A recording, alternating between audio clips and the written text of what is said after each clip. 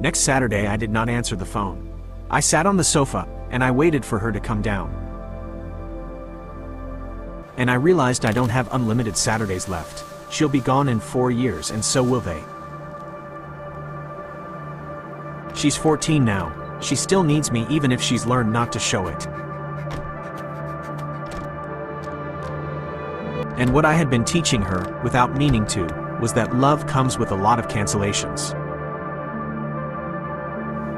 The thing nobody tells you is that your children are always watching, not to judge you, but to learn what love looks like.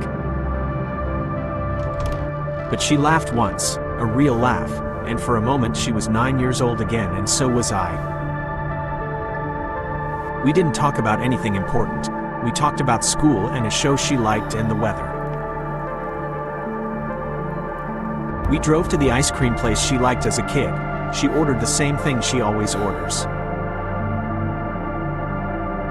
That pause was the most honest thing she'd said to me in months.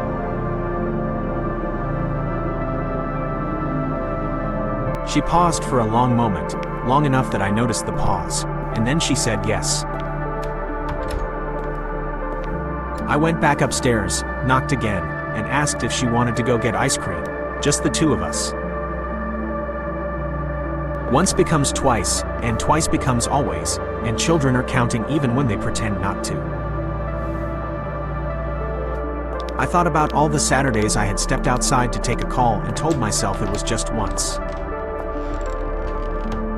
I watched half an episode alone and then I turned it off because it felt worse than nothing. I went downstairs, sat on the sofa, and turned on the TV to the channel she always picks. My daughter had done the quiet, loving, heartbreaking work of lowering her expectations of me. She had adapted. Children do that. They stop asking for things they've learned they can't have. And standing there I realized, she wasn't being difficult. She had just learned not to need me on Saturdays.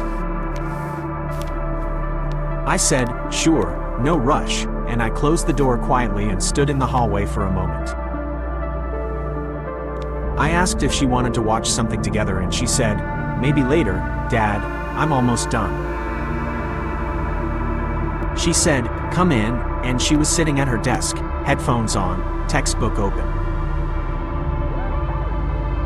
Around noon I knocked on her door, 3 gentle knocks, the way I always do. I told myself she was tired, or had homework, or was just being a teenager. I heard her moving around upstairs. She was awake, she just hadn't come down. Then one Saturday morning she simply didn't come downstairs to ask at all. Children are kinder than we deserve. They learn to protect us from the guilt of letting them down. I always said, next week, I promise, and she always said, it's okay, Dad. First it was 5 minutes, then 15, then I would come back and the show was already over. Then the calls started coming on Saturday mornings too, and I would step outside to take them. Those mornings were the one thing she and I had that belonged only to us. She would pick the show and I would pretend to hate it and she knew I didn't. Lily and I used to have a Saturday morning ritual. Pancakes, terrible cartoons, no phones allowed. This is the story of the day I finally understood what had been happening all along. One day she was there, and then one day she just wasn't, and life kept moving. She stopped doing that at some point and I never noticed when.